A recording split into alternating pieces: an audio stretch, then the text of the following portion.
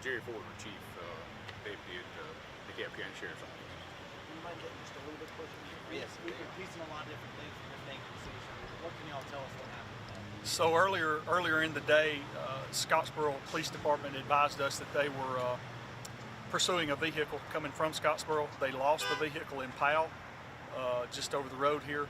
My patrol officers went out to set up spike strips to try to stop the car before it got into the intersection here. It's a very, very dangerous intersection. They was not able to get the spike strips out in time, so I was here at the intersection and was able to stop traffic so he could flow freely through our intersection. And he turned 75 north, going north on 75. Once he made impact with a car in the intersection, and that disabled his vehicle. He then went to where the vehicle rests now, and he couldn't go any farther. My vehicle was placed in front, and an Alabama State Trooper was beside.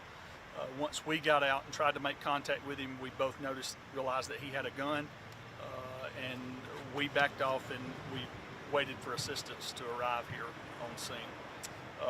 We tried to negotiate and tried to speak with him for approximately 30 to 45 minutes to try to get him out of the vehicle. While we were doing that, he fired several rounds off inside the vehicle, and at that point we felt that it was time for us to make a move to do something to try to get him out. Gas was administered into the vehicle, and at that time he suffered a self-inflicted gunshot wound. So gas was put into the vehicle? Shot into the vehicle, yes.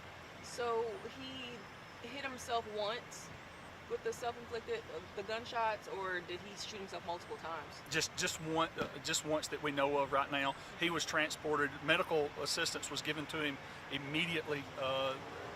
Medics, our fire medics, and DAS was here on standby. They were here within probably 30 seconds of that happening and us getting him out of the vehicle. Do you guys have any inclination as to why he didn't want to stop at this point? We don't have any information at this time to why.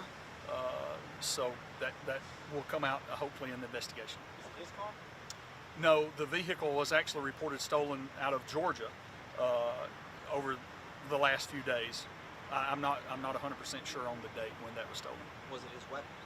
Yes, that we know of. Sure. Yeah, I mean. How did the Scottsboro? Did someone read the tag? Know what came with the stolen? I think they have the license plate readers in Scottsboro, and one of their license plate readers picked up that it was a stolen vehicle. The Scottsboro officers went to that area and was able to locate, and he ran from them. We had heard reports that the chase went over 100 miles an hour. Could you maybe verify that? Not inside the city of Rainsville. It did not. I think it was very close. I think there was, at one time they said he was running about 90 miles an hour. You said he hit someone in the intersection here. Is that person okay? Yes, they're fine. Right immediately when that happened, I was already in the intersections. I stopped and checked on them and took off, and that's when his vehicle was here. But they were okay. Is he a resident of this area, or he came from out of state? We're not sure about that. What's his condition? Right now, he is stable. He is at Erlanger. And that's in Chattanooga. Yes, ma'am. Okay. Anything else, y'all? Is there anything you wanted to add, mention, explain that we just wouldn't even think to ask you guys? Well, one thing I'm super thankful for is all the help that we've received today from the sheriff's office to all the towns, municipalities around us that came, because Rainsville's it's a pretty quiet community, and we like it that way. But when something happens, everybody comes running, and that's law enforcement in general. That's what we like. I did talk to, I wouldn't call her a witness, but she was around the area when she saw all of law enforcement, kind of come in all at one time, and she said that she felt very safe because of the roads being blocked off and everything like that. Do you have maybe something to say about the work that you all do to just make sure that nobody was in the way of your work? Well, it's our top priority to make sure everybody else is safe. We were trying to get the businesses. There were still folks in the drive-thru with this guy sitting with a gun in his hand in the drive-thru at McDonald's and Taco Bell. That was one thing that we were extremely worried about, because if he had already shot a couple rounds off inside the vehicle. If he had started shooting out this way, he could hit somebody. So that goes back to the help that we had. When something bad happens, they come, and that's the way our office does with everybody else. We're super thankful for that. Is it part of you guys' y'all's protocol to kind of lock down retail spaces when something like this is going Yes, on? immediately as soon as all this started, both the schools here in the city of Rainsville was put on lockdown and notified of what was going on. They're not right here in this immediate area, but we didn't want to take any chances.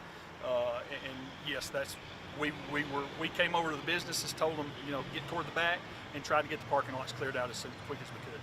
Were any of the shots that were fired from officers, or they were All from him. Law enforcement did not shoot any rounds. Is there anything you'd like to add, Sheriff? No, just the threat's over. We appreciate the cooperation of the public. They did stay out of the way, of course. And but the threat's over and everything's safe and back to normal, other than investigation. Did Jackson County deputies keep going when it hit the cab, or was it a switch off?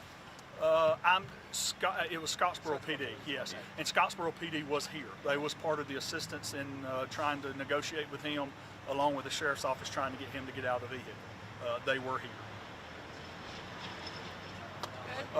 We're currently waiting on forensic science to get here, just to make sure all bases are covered, so that we're going to be here in this area and have everything shut down for probably another couple hours. So. Are there any detours people should take to kind of avoid the area? Yeah, if anybody needs to go north, if they're coming up 35 from Fort Payne area, they can turn down Marshall Road, or if somebody's coming south on 75, they can turn Marshall Road and bypass this. Yep. And how long has this scene been here, since around 11 a.m.? Is that right? Yeah, when did this Close, See, yeah, somewhere's around 11 o'clock. I'm not 100% sure. I'm good, guys. I'm good. Thank y'all for your time. All right. Appreciate Thank it, you. guys. Is everything turned off? Oh, Make sure we don't sound like we're eating cornbread. when No, we're you talking, sound okay? great.